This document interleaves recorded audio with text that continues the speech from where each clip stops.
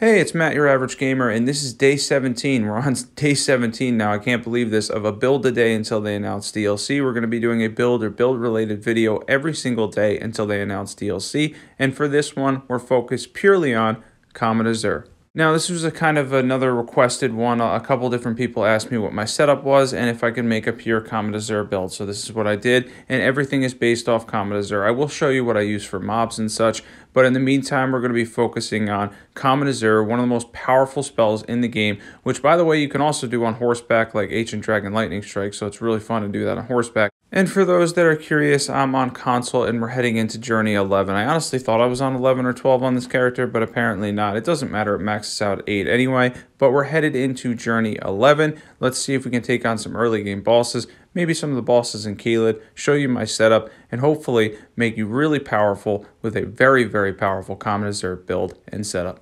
Now, for my personal build, it took me a second to get used to Comet Azur again because there's a whole bunch of buffs and stuff that we're going to be doing before it, but when we actually set everything up right, it rages absolute destruction, it vanishes bosses entirely, and can be used for the majority of the bosses in the game to get the upper hand as a mage with so much power that almost all bosses in the game aren't going to be able to withstand the amount of damage that you can do to them. And even the Tree Sentinel here, who generally can block a lot of attacks, it doesn't end up even mattering. You're going to see this very quickly. He tries to deflect it as much as he possibly can, but the sheer power that we have, the ridiculous power that Comet Azur has, especially when buffed with things like Terra Magika and some of the buffs that I'm going to show you for my setup, absolutely obliterates everything. Now, sometimes setting it up can be a pain, as I messed up here with Margit, as you can tell, and ended up totally kind of messing up the setup, but it didn't really matter at all because it's so powerful that shortly afterward I was able to just reset myself. Didn't even need Terra Magika and completely obliterated him anyway,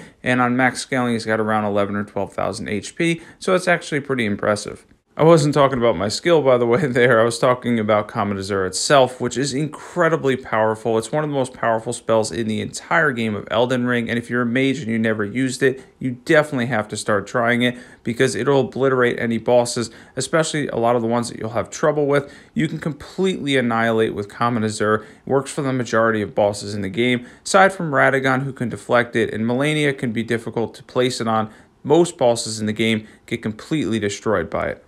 And Godric here is going to be a fine example of that, as we're able to completely obliterate him with the beam, doing massive damage, saving the dragon's head, yay, and just completely destroying him. He doesn't even get to his second phase, and he gets completely obliterated by Comet Azur, which is a very common occurrence once you use this and the setup that we have here to do ridiculous levels of damage, and to honestly, as a mage, make the game very easy. And mages are really powerful to begin with. Giving them Comet Azur makes them all the more powerful.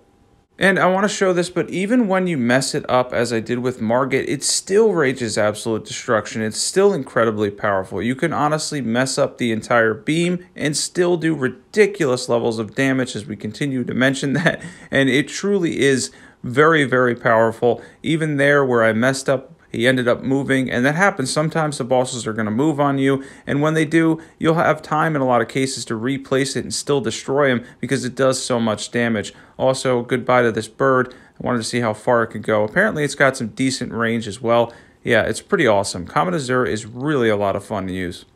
And we're going to show here, but this is something you can do on horseback again. I showed at the beginning. Yeah, this is awesome that you can do this on horseback, much like Ancient Dragon Lightning Strike, except with this, you kind of have a lot more range and consistency while you're on horseback. Kind of destroy some enemies with the beam. It's a little bit fun to do. It's something that's kind of niche. I don't think it's going to help a lot of people in most situations, but it is good to know that you can use Comet Azur on horseback. You can also cast Terra Magika if you need it on horseback as well.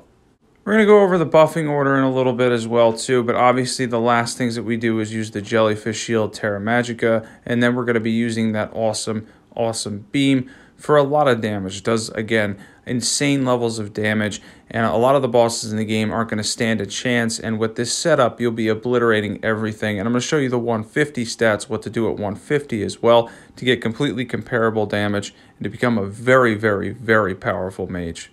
So one thing I want to note here, you'll notice is I mess up here again, but the thing is with that infinite FP tier, don't be afraid to go and try to use it again as fast as you can, because if you can and you do mess up a little bit, you can still completely destroy what you're facing, and you're still going to have some time left on it. Plus you have your own FP bar as well. And as you can see there, even missing after the first one because he ended up moving, I was able to replace it and completely destroy the gargoyle in Caelid.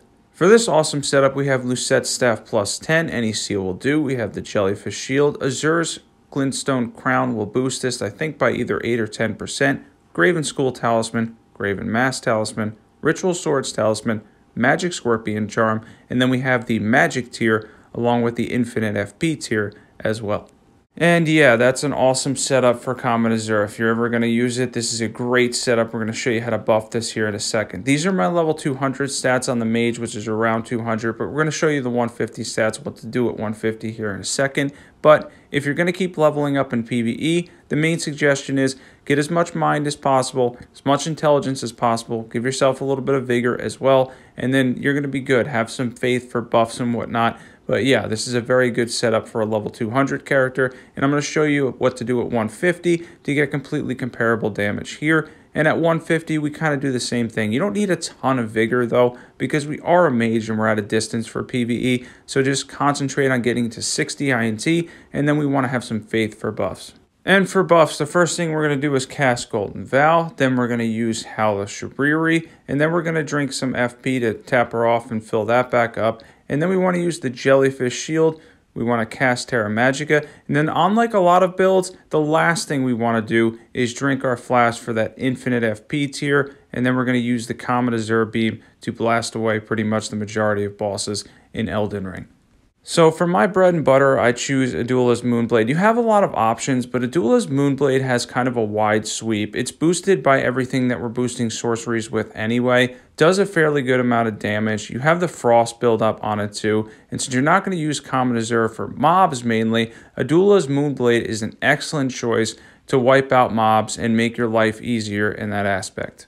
So yeah, this is a good complement to it. So if you're having any trouble and you do have a Duelist Moonblade, it's excellent against mobs. Even if they're herded up and there's a whole bunch of them, it works quite well. Don't mind me getting hit here, but yeah, it's pretty fantastic against mobs. There's obviously a lot of options you can use out there, but this is the one that I choose to use to kind of complement Comet Azur.